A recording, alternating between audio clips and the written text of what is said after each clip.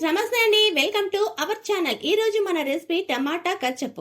దీంట్లోని ఎటువంటి ప్రిజర్వేటివ్స్ లేకుండా చాలా తక్కువ టైంలోనే బయట మార్కెట్లో దొరికేటువంటి టేస్ట్ అండ్ కలర్ కూడా ఎలా రావాలో అన్నది ఈ వీడియోలో మీతో షేర్ చేసుకోబోతున్నాను ఫ్రెండ్స్. చాలా సింపుల్ గా చేసుకోవచ్చు. ఇంకెందుకండి ఆలస్యం, వీడియోలోకి వెళ్ళిపోదామా మరి. ముందుగా పొయ్య వెలిగించి దాని మీద కుక్కర్ గిన్నె పెట్టుకోవాలండి. తర్వాత దీనిలోకి బాగా పండినటువంటి ఎర్ర టమాటాలను 1/2 kg తీసుకుని దాన్ని ఇక్కడ వీడియోలో చూపించిన విధంగా కట్ చేసుకుని యాడ్ చేసుకుంటున్నాను. తర్వాత దీనిలోకి చిన్న అల్లం ముక్కను యాడ్ చేసుకోవాలండి. తర్వాత దీనిలోకి తొక్క ఒలిచినటువంటి 4 వెల్లుల్లి రెబ్బలను యాడ్ చేస్తున్నాను. వెల్లుల్లి అన్నది పూర్తిగా ఆప్షనల్. అంతేకాదు ఫ్రెండ్స్, బయట టమాటా కచప్ అన్నది ఎటువంటి కలర్ వస్తుందో ఆ కలర్ రావడానికి నేనైతే ఇక్కడ ఎటువంటి కలర్ అన్నది యూజ్ చేయట్లేదు. కానీ ఆ కలర్ రావడానికి నేనైతే ఇక్కడ చిన్న బీట్రూట్ ముక్కను యాడ్ చేస్తున్నాను. బీట్రూట్ అన్నది పూర్తిగా ఆప్షనల్. ఇలా బీట్రూట్ ను కూడా వేసుకున్న తర్వాత దీనిలోకి 1/2 టీ స్పూన్ ఉప్పును వేసుకోవాలండి. తర్వాత దీనిలోకి 250 ml వాటర్ ని యాడ్ చేస్తున్నాను. తర్వాత దీనిలోకి 1/2 టీ స్పూన్ కారాన్ని కూడా వేసుకొని మూత పెట్టుకుని ఫ్లేమ్ అన్నది మీడియం ఫ్లేమ్ లోనే పెట్టుకుని 4 విజిల్స్ వచ్చే అంతవరకు ఉడికించుకోవాలండి. ఇలా 4 విజిల్స్ వచ్చే అంతవరకు ఉడికించుకుని దానిలోని ప్రెషర్ అంతా పోయిన తర్వాత మూత తీసి చూపిస్తున్నాను చూడండి, ఇలా ఉంటుంది. ఇలా ఉడికిన దాన్ని పూర్తిగా చల్లారబెట్టుకోవాలి. తర్వాత ఒక మిక్సీ జార్ తీసుకుని దానిలోకి ఓన్లీ మనం ఉడకపెట్టుకున్నటువంటి టమాటా ముక్కల్ని మాత్రమే యాడ్ చేసుకోవాలండి. ఇలా ముక్కలను కూడా వేసుకున్న తర్వాత దీనిలోకి ఎటువంటి వాటర్ అన్నది యాడ్ చేయకుండా ఫైన్ పేస్ట్ గా చేసుకోవాలి. అలా ఫైన్ పేస్ట్ గా చేసుకున్నది ఇక్కడ నేను చూపిస్తున్నాను చూడండి. టమాటా ప్యూరీ అన్నది ఎంత మంచి కలర్ గా ఉంది కదా.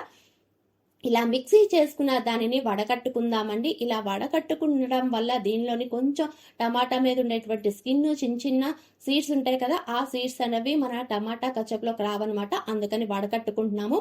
ఇలా వడకట్టుకోవటం అయిన తర్వాత మనం ముందుగా టమాటా ఉడకపెట్టుకున్నటువంటి వాటర్ ఉంది కదా, దాన్ని కూడా వేసుకొని ఒక్కసారి వడకట్టుకోవాలండి. ఇలా మొత్తం ప్యూరీ అండ్ వాటర్ ని వడకట్టుకున్న గిన్నెని పక్కన పెట్టుకుందాము. తర్వాత పొయ్య వెలిగించి పాన్ పెట్టుకుని దానిలోకి మనం ఇప్పుడు వడకట్టుకున్నటువంటి టమాటా ప్యూరీ ఉంది కదా, దాన్ని అంతా యాడ్ చేసుకుని ఫ్లేమ్ అన్నది హై ఫ్లేమ్ లోనే పెట్టుకుని ఈ ప్యూరీ అంతా దగ్గరకు వచ్చే అంతవరకు మధ్య మధ్యలో కదుపుకుంటూ చక్కగా ఉడికించుకోవాలండి. ఇక్కడ నేను కదుపుకుంటూ ఉడికించుకుంటున్న తర్వాత చూపిస్తున్నాను చూడండి, ప్యూరీ అన్నది ఎంత దగ్గరకు వచ్చిందో కదా. ఈ పాయింట్ లోనే 1/2 కప్పు షుగర్ అన్నది వేసుకొని ఫ్లేమ్ అన్నది మీడియం ఫ్లేమ్ లోనే పెట్టుకుని చక్కగా కలుపుకుంటూ షుగర్ అన్నది మెల్ట్ అయ్యే అంతవరకు తిప్పుకోవాలండి. ఇలా మెల్ట్ అయిన తర్వాత చూడండి ఫ్రెండ్స్, టమాటా కచప్ అన్నది చాలా జ్యూసీగా ఉంది కదా. ఇప్పుడు ఈ పాయింట్ లోనే ఫ్లేమ్ అన్నది లో టు మీడియం ఫ్లేమ్ లోనే పెట్టుకుని కదుపుకుంటూ టమాటా కచప్ అంతా దగ్గరికి వచ్చే అంతవరకు బాయిల్ చేసుకోవాలి. ఇక్కడ చూడండి దగ్గరికి వచ్చింది కదా, ఒక్కసారి చెక్ చేసుకుందాం ఫ్రెండ్స్. టమాటా కచప్ అన్నది రెడీ అయ్యిందో లేదో ఒక ప్లేట్ తీసుకుని దానిలోకి కొంచెం టమాటా కచప్ అన్నది వేసామా అనుకోండి, చూడండి ఇక్కడ చాలా స్పీడ్ గా కిందకి జారిపోతుంది కదా కచప్ అన్నది. అంటే ఇంకా మన టమాటా కచప్ అనేది రెడీ అవ్వలేదన్నమాట. మళ్ళీ ఇది దగ్గరికి వచ్చే అంతవరకు ఇంకా బాయిల్ చేసుకోవాలండి. ఇలా దగ్గరికి వచ్చిన తర్వాత మళ్ళీ చూపిస్తున్నాను చూడండి, చక్కగా బాయిల్ అయిపోయింది కదా. ఇలా బాయిల్ అయిన దాంట్లోకి నేనైతే 2 టీ స్పూన్ వైట్ వెనిగర్ ని యాడ్ చేసుకుని ఒక్కసారి చక్కగా కలుపుకుంటున్నానండి. ఇలా కలుపుకున్న తర్వాత మళ్ళీ ఇంకొకసారి చెక్ చేసుకుందాం ఫ్రెండ్స్. ఒక ప్లేట్ లోనికి మళ్ళీ టమాటా కచప్ వేసుకుంటే ఇప్పుడు చూడండి టమాటా కచప్ అన్నది జారడం కొంచెం తగ్గింది కదా. ఇప్పుడు ఈ పాయింట్ లో పొయ్యి అన్నది ఆఫ్ చేసేసాము అనుకోండి, ఈ టమాటా కచప్ అన్నది పూర్తిగా చల్లారిన తర్వాత ఇంకొంచెం గట్టి పడుతుంది కదా. పర్ఫెక్ట్ గా మనకు బయట మార్కెట్ లో దొరికేటువంటి టమాటా కచప్ రెడీ అయిపోయిందండి.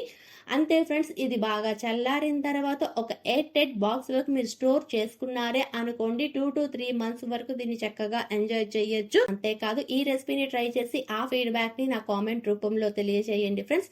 మీకు కానీ ఈ వీడియో నచ్చితే లైక్ చేయండి, షేర్ చేయండి. ఇలాంటి మంచి మంచి రెసిపీస్ కోసం ఈ ఛానల్ ని సబ్స్క్రైబ్ చేసుకోండి. Thanks for watching.